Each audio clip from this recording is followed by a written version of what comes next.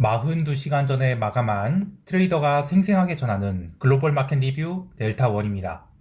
우리 시장은 갭 상승 출발했지만 외국인들이 선물 매도가 오전장에만 1조가 넘게 나오면서 지수를 눌러버렸고, 해외 시장 또한 열심히 방어한다고는 했지만 미국, 유럽 할 것 없이 급락이 나왔습니다. 이제 시장은 확연히 기간 조정 국면에 들어섰다고 볼 수 있는데요. 어떻게 대응해야 할지 아시아 세션부터 리뷰 들어갑니다. 우리 증시는 갭 상승 출발했으나 10분도 안 돼서 외국인이 선물 매도가 강하게 나오기 시작하면서 보합으로 밀어버렸고, 21일 수요일에 이 슈퍼개미 콜옵션 매수가 들어왔던 것이 지수 하락과 함께 손절매가 나오기 시작하면서 하락 압력을 가중시켰습니다. 외국인들은 오전 11시 30분까지 선물 매도를 무려 1조 900억을 때렸는데요. 21일에 선물 매도가 있었던 것을 22일에 절반가량 걷어냈다가 다시 그보다 훨씬 더 강한 압력으로 매도하면서 지수를 340선 이하로 밀어내버렸습니다. 외국인들이 대량 선물 매도에 선물 미결제 약정은 점심때까지 전일 대비 8,000개가량 증가를 했는데요.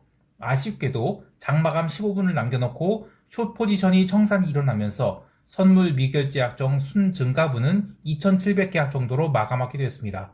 하지만 분명히 알 수 있는 것은 이번 주 들어서 확실히 파생시장의 영향력이 기존의 5월이나 6월의 흐름에 비해서 훨씬 더 커졌다는 것인데요. 특히 현물 매매도 외국인들이 조금씩 매도로 전환하고 있다는 것, 이것도 특징이 되겠습니다.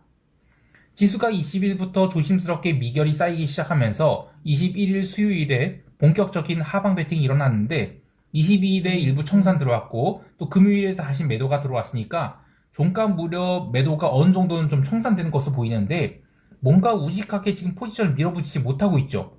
이 이유가 무엇인가를 생각해보면 시장 변동성이 워낙 낮기 때문에 포지션을 무겁게 잡았다가 역회전에 걸리는 것을 두려워하는 것 같습니다. 증시가 꽤나 하락했음에도 불구하고 V코스피 지수는 오전에 잠깐 떴다가 오후의 횡보기에 다 죽어버려서 13.04포인트로 사실상 6월이 저가권으로 내려앉았는데요. 한번 볼게요. 요게 코스피 V코스피 지수인데 6월에 계속 13포인트에서 머물다가 결국엔 다시 저가권으로 내려왔어요. 근데 이제 공교롭게도 6월 1일 첫 거래일이 가격이 340선이었습니다. 선물 340선이었는데 그걸 2주 만에 당겨서 350으로 보냈죠. 그리고 이후 또다시 2주 동안 조심스럽게 눌러놔서 다시 340으로 내려놨으니까 변동성이 이렇게 하락한 것이 뭐 이해가 갑니다만, 달리 이야기하면 그동안에 콜옵션 감마스키지도 있었죠. 또 선물 6월물에서 9월물 롤오버도 있었고, 선물 미결도 지금 많이 줄어나서 많이 풀려서 이제부터는 하락 방향으로 쏜다면 또 얼마든지 강하게 쏠 수 있는데, 여전히 글로벌 시장의 변동성이 아직은 살아나지 않고 있어요. 그런 상황에서 우리 시장만 먼저 변동성을 살리는 그러한 파워의 방향성을 잡기가 부담스럽다는 것이 시장 참여자들이 생각 같습니다. 실제로 외국인들이 선물 매도를 오전장 3시간도 안 돼서 1조 넘게 때렸다 그러면 지수는 5포인트도 넘게 밀릴 법하고, 또 오전장에 1조 넘게 때리면 오후장도 절대로 적지 않은 양의 매도를 합니다. 그러나 선물 베이시스만 오지게 눌렸을 뿐 시장은 340선에서 딱 막혀버렸죠. 선물 베이시스가 오지게 눌렸다라는 것은 무슨 뜻이냐면, 오전장에 선물 매도가 쌓일 때의 시장 평균 베이시스가 1.2포인트였어요. 그러면 0.6포인트라는 시장 충격 비용, 즉 내가 시장에서 선물 매도 포지션을 잡을 때 0.6포인트 정도는 누르고 매도를 한다는 겁니다. 그래서 1조 원의 금액으로 3포인트를 미는데 드는 비용이 0.6포인트였다고 계산할 수 있는 거예요. 그러면 어떻게 보면 비싼 돈을 들였는데도 시장을 얼마 못 밀었다고 볼 수 있는 거예요. 달리 말하면 시장은 아직은 의외로 잘 버티고 있다라고 할 수 있는 것이죠. 하지만 내용을 좀 더 뜯어보면 조심해야 된다는 생각이 들어요. 오늘 외국인들이 삼성전자를 무려 3천억 넘게 매수를 했는데 인덱스는 죄다 팔았다고 봐도 과언이 아니죠. 시장이 강세장이고 향후 전망을 좋게 본다 그러면 삼성전자가 쉬어갈 때 인덱스를 매수해야 되죠.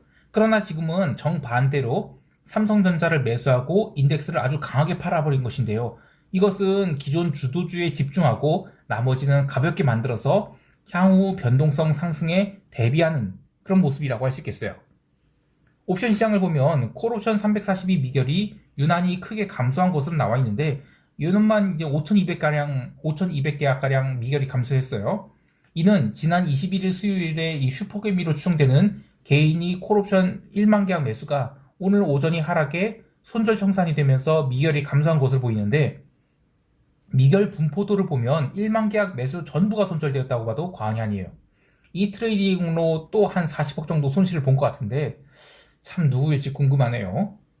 자세한 대응 전략은 총평 때 하기로 하고 유럽 세션 넘어갈게요. 유럽 증시는 아시아 세션에서 중화권 증시 연속된 조정과 더불어 상품 시장이 약세 등 분위기가 좋지 않게 흘러가면서 갭 다운 출발을 했습니다. 그런데 증시보다 더 이상하게 느껴졌던 것은 유럽 세션 개장 전부터 유로존 채권이 살살 올라오기 시작했다는 것입니다.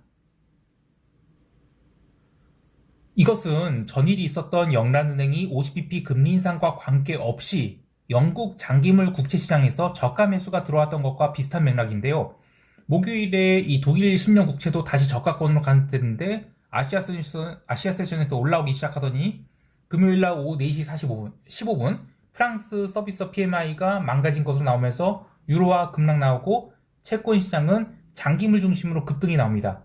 이어서 오후 4시 30분 독일의 제조 PMI가 41로 나왔어요. 2년 내 최저치죠.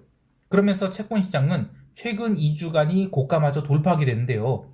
이번 주 내내 고민되었던 부분이 증시는 지나치게 낙관하고 있는 반면 채권 시장은 또 지나치게 비관하고 있었죠.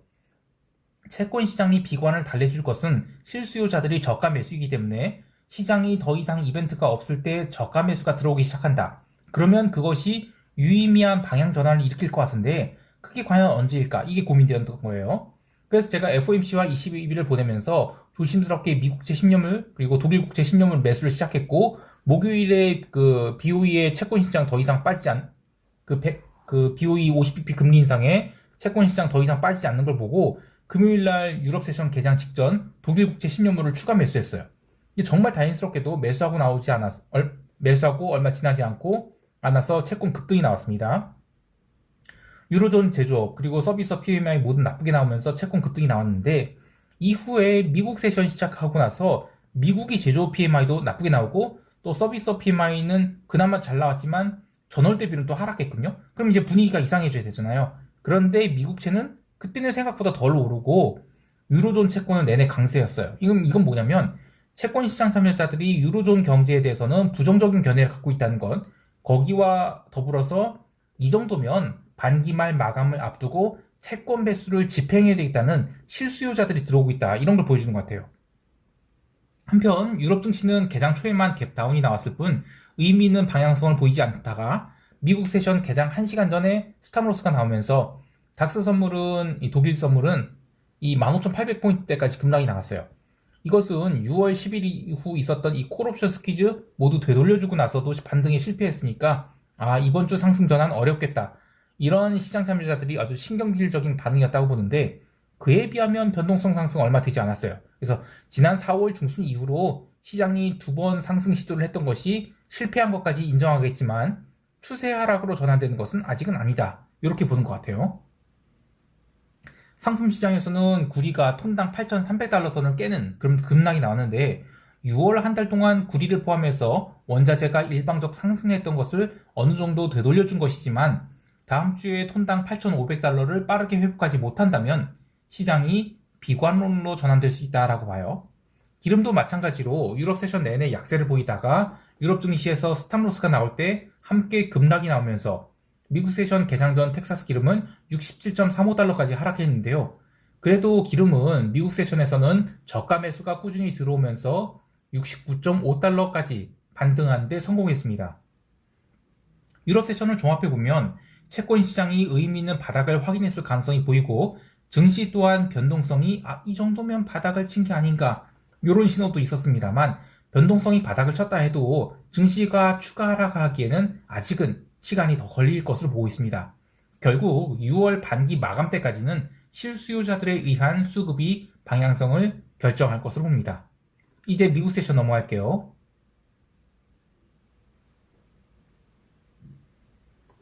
미국 지수 선물은 아시아 세션에서 전일 장마감 후 오버슈팅한 부분을 조금씩 돌려주었는데요. 홍콩 세션 시작하고 나서 또 레벨 다운한 뒤로 유럽 세션에서도 내내 약세를 보였죠. 그리고 유럽 증시에서 스탑로스가 나올 때 함께 급락이 나오면서 본장 개장할 무렵 나스닥 선물은 이미 15,050포인트를 깬 상태로 출발하게 됐습니다. 그런데 이런 하락에도 불구하고 변동성은 거의 오르지 않았어요. 갭 다운 출발 후 초반에는 콜옵션 매수가 또 들어왔죠.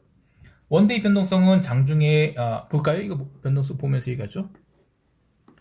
여기 이제 원데이 변동성인데 장 초반에는 8포인트 초반까지 내려왔어요. 이게 6월 들어서 가장 낮은 수준이에요.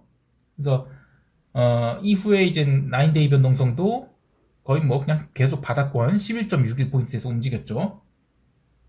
그래서 지수 하락에도 불구하고 변동성은 계속 낮은 수준을 기록했다. 이게 특징입니다. 28일짜리도 마찬가지예요.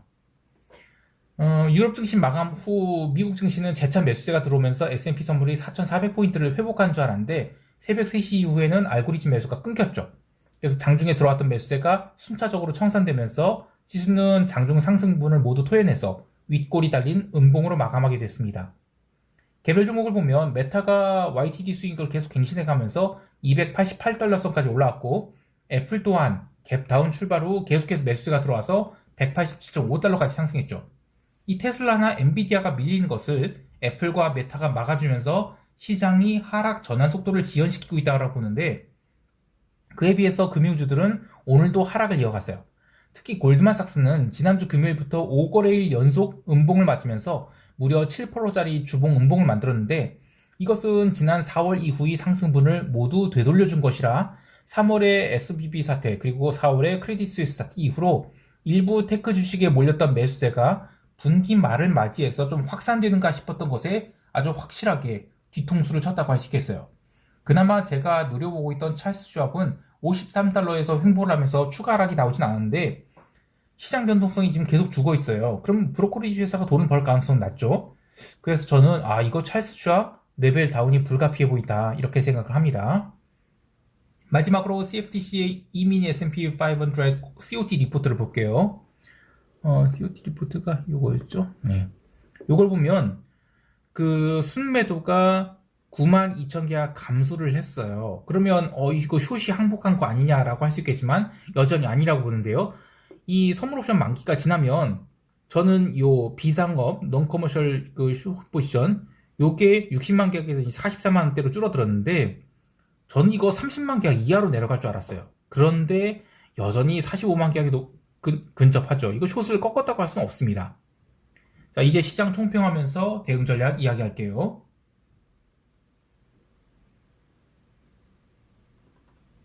우리 시장은 야간 선물 시장에서 340선을 깬 채 마감했는데 이후에 나스닥 선물이 추가 하락한 것은 반영되지 않았어요. 또한 금요일 오전에 들어온 매도세들이 승기를 잡은 상황이죠. 그러면 다음 미결이 많이 모여있는 곳은 풋옵션 335선 쪽이에요. 여기까지는 별 부담 없이 내려올 수 있다고 봅니다. 저는 선물 매도 포지션 그리고 콜 매수 포지션을 같이 갖고 있어요. 그래서 스트랭글 매수 상태인데 340선을 깨고 내려가면 콜옵션 매수 포지션은 사실상 휴지 모드로 들어가게 됩니다. 그래서 월요일에 시장이 어느 정도 하락한지에 따라 결정하겠지만 갭다운이 크지 않다. 그러면 콜 매수는 싹 정리하고 풋옵션 쪽에서는 335에서 330 구간에서 봉우리를 만드는 그런 레이쇼 스프레드를 낮은 비율로 쌓아나가기 시작할 거예요. 즉 위쪽으로는 시장이 회복되는데 한계가 있다고 보지만 아래쪽으로는 새로운 시세가 시작될 가능성을 대비한 것인데요.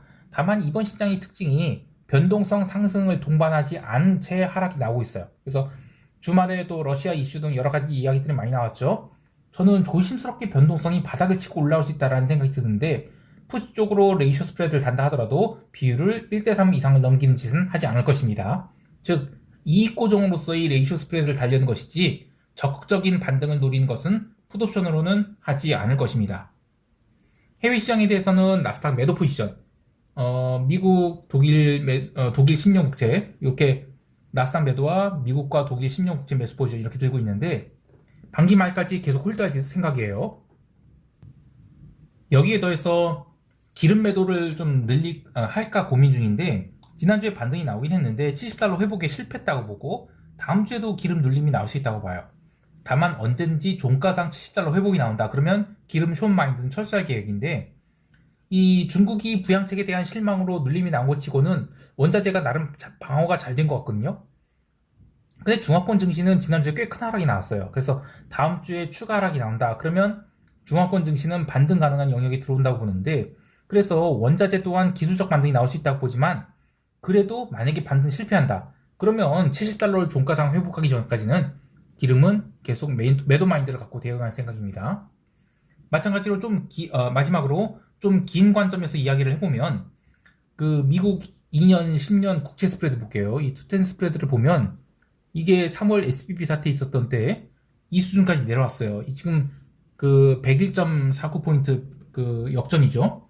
이게 이런 플래트닝 상황이 언제까지 이어질지 모르겠지만 어느 순간 플래트닝 멈추면서 이 단기물 금리가 내려가기 시작한다. 그러면 이게 쭉 올라가게 돼 있죠. 그러면 그것이야말로 진정한 이 캐타스트로피가 되지 않을까 싶어요. 그러니까 SBB 사태 이후로 테크세븐과 같이 확실히 돈을 벌고 있으면서도 보유연금도 많은 주식을 채권 대신 매수했다. 그러면 이제는 테크세븐은 그 정도 멀티플 주고는 못 사겠다. 그러면서 단기 채권을 사겠다. 이런 의미가 되는 거예요. 그래서 저는 이번 반기 마감 이후에 단기 채권이 강세를 보이고 그리고 증시가 눌린다? 그러면 그때는 진정한 증시 숏배팅 타임이 되지 않을까 싶어요. 자, 즐거운 주말 되시기 바라고요. 이상 델타원이었습니다. 감사합니다.